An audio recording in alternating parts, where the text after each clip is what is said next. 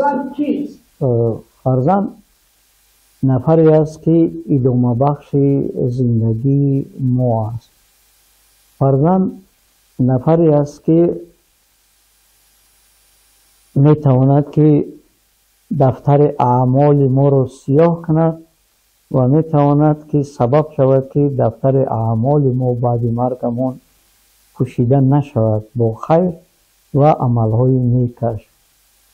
فرزند دشمن هم است، بسیار دشمن شیرین است و چونکه خواب و خور تمام زندگی و حیاتت را به او می بخشید و بسیاری ها فکر میکنند که فرزند را به دنیا میآورند و میخواهند که با به دنیا آمدن و با تربیه او هم میراثبر باشد و هم نفر باشد که در پیری دست او را باید بگیرد و در زندگی او رنج نکشد و او با پدر و مادرش کمک بکنه. ولی اصلا انسان نباید با چنین امید بزید، چونکه وظیفه ما به خاطر خودمان نیست. امام اعظم میگوید که فرزند را برای خودت دوست بدار و برای جامعه تربیت بکن. ما فرزندامون باید اونچنان تربیت کنیم که برای خودمان دوست بداریم، برای جامعه تربیت کنیم و از او چیزی باید نخواهیم. هر نفر قریب که اگر چنین خواسته است همیشه در پیری رنج کشیده است، چونکه علاقه در اینجا داد و گریفت است، حساب کتاب است. تو با او چون یک بیگانه مناسبت میکنی که یعنی این قرض است به گردن او که من تو را مثلا خواندم پوشوندم، این وظیفه ایت و در نسل ما مثلا من یعنی ملت ما همین گونه است که پدران برای خودشون نزیستند، برای ما زیستند و زندگی خوش ندیدن برای ما. همه کار فعالیتشون نخوردن، نگفتن، عذاب کشیدن، رنج کشیدن برای ما و عجیب اینه که ما هم انمی ادامه بخش کار زندگی پدرانمون شده ایم. ما هم برای فرزندانمون میکنیم و خودمون رو فراموش میکنیم و اصلا باید چنین زندگی داشته باشیم که هم برای خود زندگی کنیم و هم برای آنها. و بسیار با چون رو نباشی کی راهبر شوی. انا برای آن که پدر شوی باید پسر خوب شوی تو بدونی که پدر کی است. ما الحال فرزندها گوناگونند، دوستداری جا و مقام پدر میشوند، جا، ثروت و اگر به تاریخ همین ملت همون نگاه کنیم، همین چندین شاهی که در بخارا گذشتن امیرهای ما همه امینو از 40 پایانند، کمی از آنها از 40 بالا زیستند.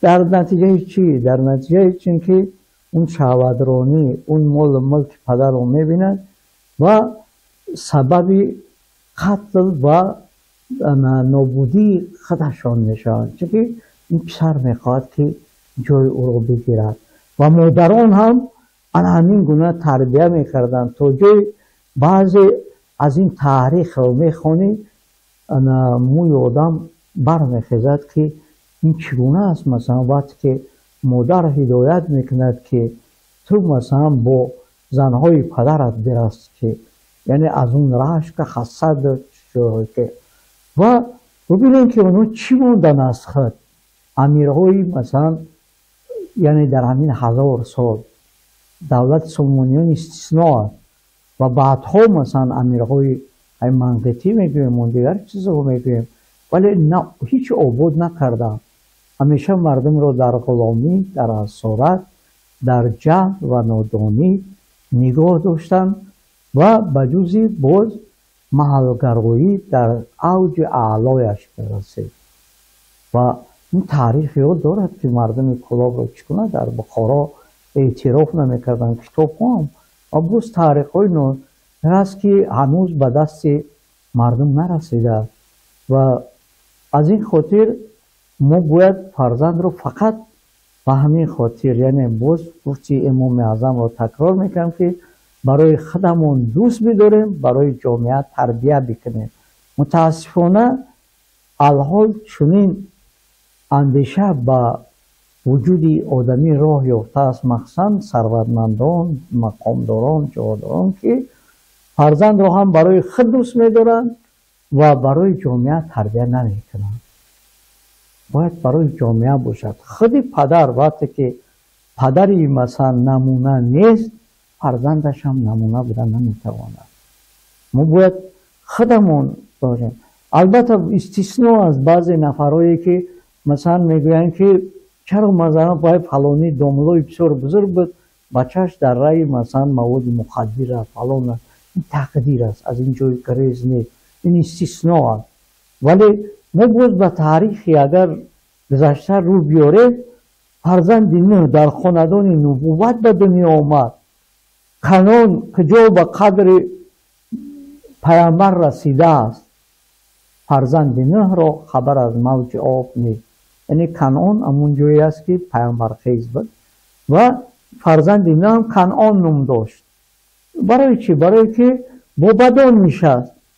اون مقام و اون اعتبار خاندان نبوت او از میان رفت و با پدر مثلا هم فکر نبود، بوده نتوانست. یا مثلا برادران یوسف. این همه برای ما درس است که ببینیم که مثلا چگونه با پدر. و یک شاعر بسیار خوب میگوید که عزیزی مصر شدی یوسفا، نمیدانی عزیزی حق که نداد یاد از پدر کردن. روز بعد یک بیت رو به طور خود برای دوستان شعر دادم. میپذیرن نمیپذیرن این کاری او و میگوید که یوسف که به مصر پادشاهی میکرد، ای کاش گدا بودی به کنعان خشته. گپ در خصوص شاهی نمیرود. از یعقوب علیه السلام پرسیدن که چون تو میدونستی که این دنیا عاقبت ندارد و در دنیا حتما با پسرت روبرو خواهی شد، این گریه و این دنه چشم کور کردن برای چی بود؟ گفت من از دین او میترسیدم. من از دین او میترسیدم که این خردسال رفته بود و چی دینی را قبول کرده است. یعنی او از خاندان نبوت بیرون شد و ترس یعقوب علیه السلام از همین بود. و وقتی که مرگش فرا رسید، فرزندانش را جمع آورد که شما کدام خدا را میپرستید، چی خواهید کرد؟ و فرزندانش گفتند که ما خدای تو را، خدای ابراهیم را، خدای یکه و یگانه را میپرستیم. یعنی پدر این گونه عهد را از او گیرید و رسالتش را به انجام رسانید. پدر باید در پیش خود مسئولیت داشته باشد که رسالتش را همچون پدر در دنیا اجرا کرده است یا نه. اگر اجرا نکرده باشد، وای برای پدر، وای برای فرزند مثلا. و یعنی مسئولیت زیادی دارد.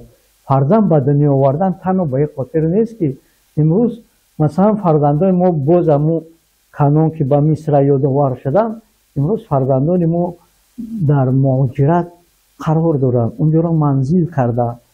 ولی فراموش باید ما یک چیز رو نکنیم که درست است، البته پول میارم، خانه های خوب عبود کنن، چون معرفت نیست. فقط نخستین کاری که میکنن این فرزندها، پدرها ظالم شدن از فرزندان. مثلا اون فرزنده که بود چه رنجهایی که در روسیه در دیگر جو پول میواد یا انگلیا میاد، اینو یا همون کتگی میخوان کنن از همون پولی فرزندشون و این خیلی بیرمه. و در اون جو وقتی که اون منزل میگیرد، شهروندی گیرید، فلان گیرید، مثلا افتخار.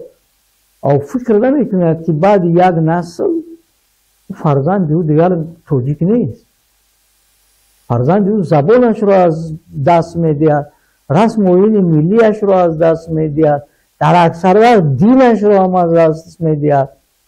و ما باید درباره این چیز هم بیاندیشیم که پدران چی مسئولیتی داریم. و یک نفر ثروتمند بسیار بلند مقام به من گفته بود که اویلش همسرش گفت که فرزندان من در امریکا رفتن، میگویند که در اول ما حجتخانه توزیع میکردیم، بعد به کاسه‌شویی گذاشتیم، بعد فلان. من نمیدونم وقتی که 800-900 هزار دلار در بانک داره، این گونه فرزند برای چی بره؟ مثلا اگر همینجا بیارش بگوی که مرامد همین حجتخانه را ما 2 برابر امریکایی را پول میتونم، نمیکنم این کارا. ولی اینکه هیچ کس که نمیبینه، این چی مسئولیت پدری است، مادری است؟ اونجا باید ما بیاندیشیم که این پول به چی خاطر جمع آورده ای؟ او در امریکا رفته میلیونر نمیشود. آخه همین طاهر صابری رو وقتی که من یک صحبتش را گوش کردم که من کجا میروم؟ امریکا. با هم یک کاسه شوربا ما همینجا سیر میکنم، چی ضرورت دارد؟ همونجا هم که بروم یک کاسه شوربا میخوردم دستم. این شلچه که ما باید دوست بداریم فرزندامونه. بازر این محبت از میان محبت فرزندی و پدری رفته ایستاده است. چه که وی نمیبیند فرزندش رو، برای چی نوری چشم میگویند فرزند رو؟ یعنی باید در همین چشم تو باشد آخر، در پیش چشمت باشد آخر. البته کار کنه ببیند چه کنه، ولی اون کار یا سفر برای او یک درسی باشد، درس زندگی باشد که چشم او رو بکشاید، نه اینکه یک بار کور شده بیاید.